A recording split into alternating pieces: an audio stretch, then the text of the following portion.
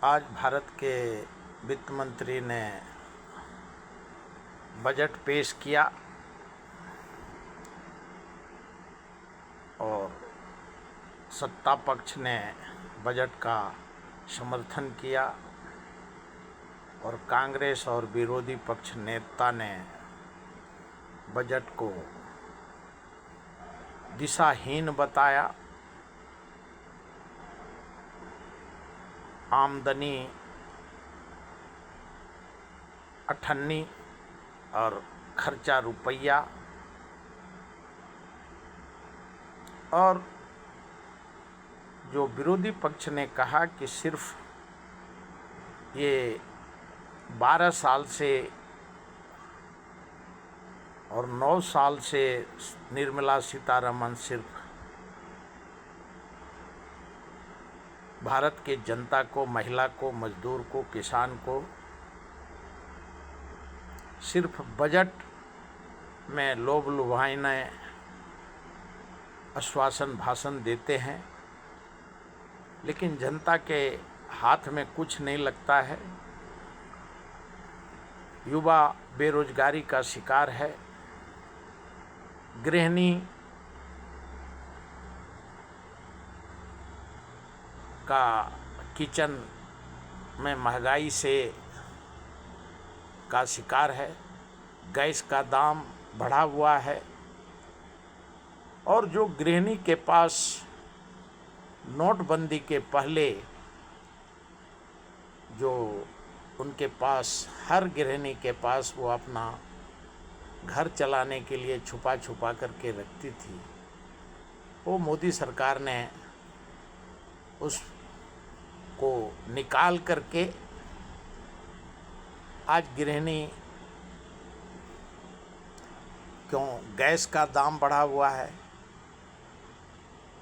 तेल दालहन तेलहन सब्जी सभी पे टैक्स लगता है और जनता महंगाई बेरोजगारी का शिकार है और सरकार सिर्फ चुनाव लड़ने के लिए विश्व बैंक से कर्जा लेकर के इलेक्शन जीतने में रहता है। इलेक्शन जीतने के बाद सरकार वो स्टेट, वो राज्य, वो गली सब भूल जाता है और जब बजट,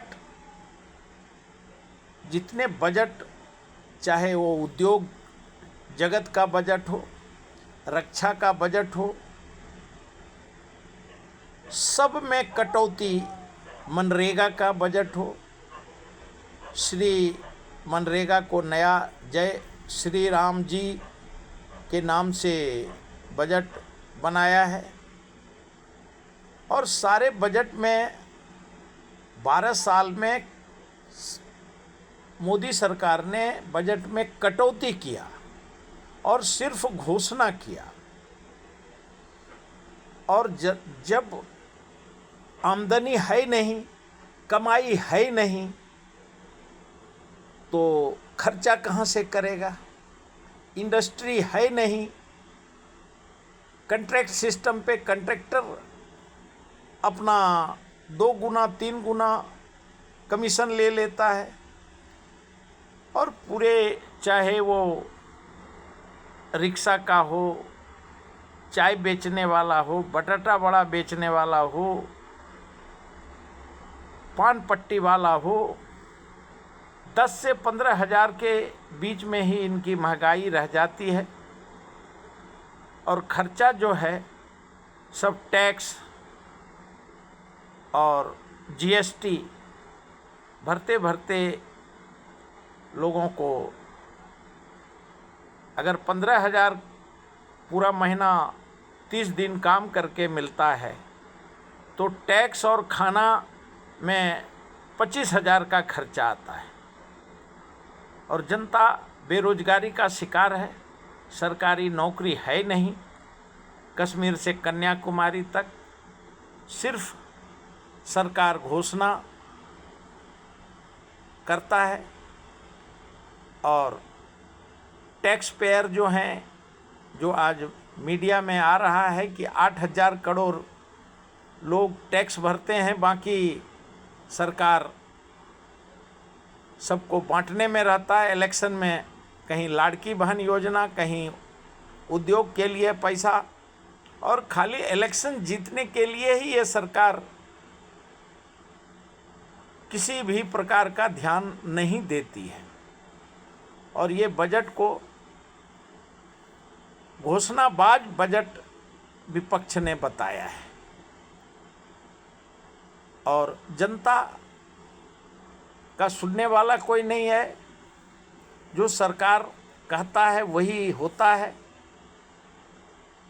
और पहले एक आदमी कमाता था, पूरा घर खाता था। आज पूरा घर कमाता है, लेकिन किचन का गृहिणी महंगाई से त्रस्त है। और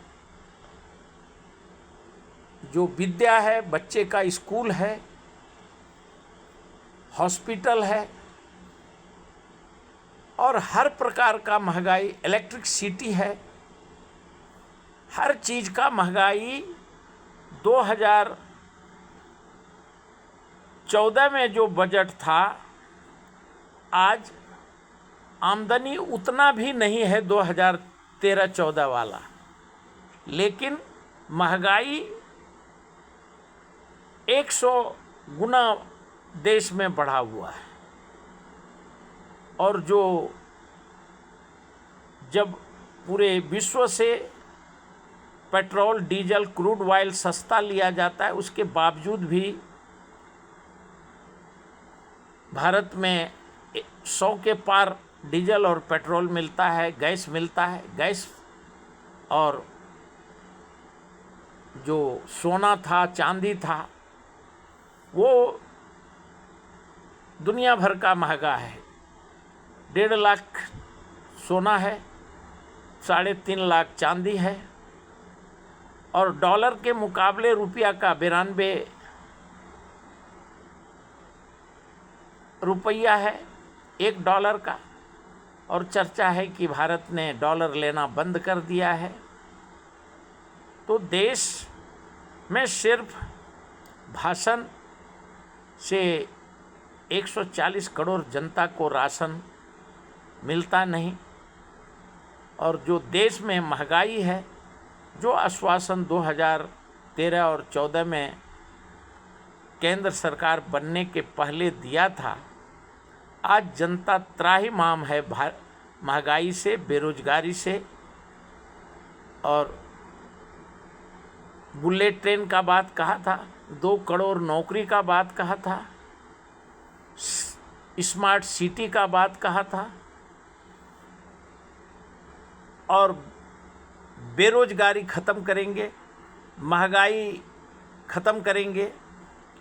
लेकिन सिर्फ वो घोषणा में ही इनकम टैक्स में स्लैब बढ़ाएंगे, और ज्यों का त्यों 2024-25 का जो बजट था, वही बजट अभी भी आज जो पेश किया निर्मला सीतारमन ने, दोनों में कोई फ़र्क नहीं है, बल्कि सभी में बजट में 100% कटौती किया। मनरेगा में पहले 10% और 90% केंद्र सरकार वहन करता था, जबकि आज 60 और 40 राज्य को वहन करना पड़ेगा मनरेगा में। लेकिन राज्य कहाँ से लाएगा, ये केंद्र सरकार को बताने की ज़रूरत है।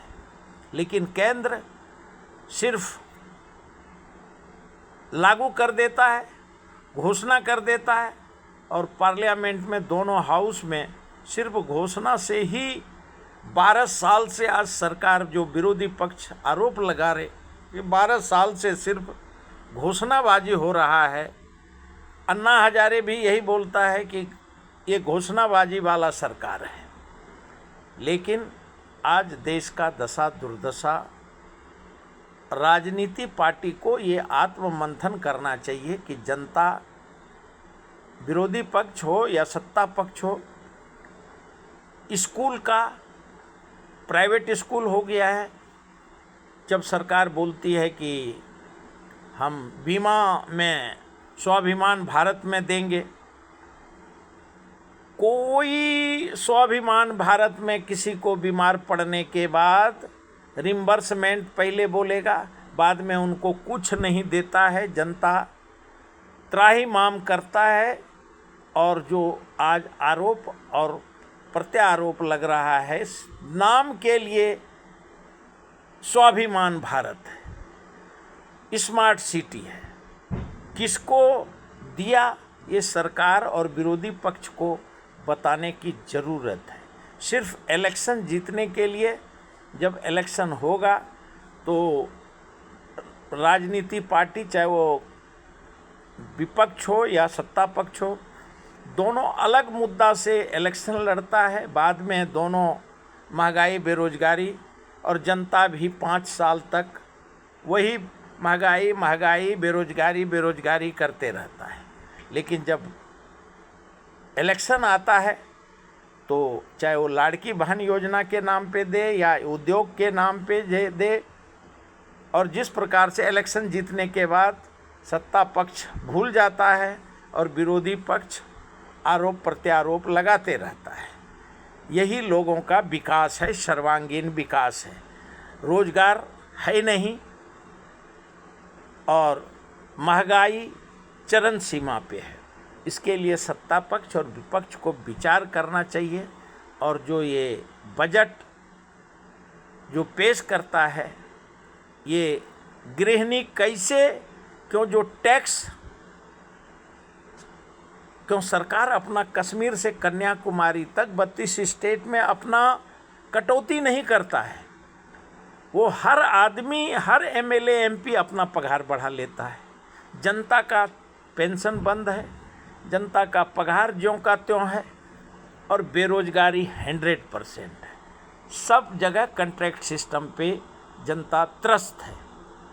इसके लिए दोनों पक्ष को विचार करने की ज़रूरत है। और भारत के जनता को कम से कम अमेरिका का ही सीख करके वो अपने देश के जनता के लिए किस प्रकार से हर क्षेत्र में, फार्मास्यूटिकल हो, डिफेंस हो, उद्योग हो, क्रेडिट कार्ड हो, किस प्रकार से अपने जनता को सहूलियत देता है। कम से कम लागू नहीं कर सकते तो उनका देख करके कॉपी तो भारत सरकार कर सकता है। अभी तक इतना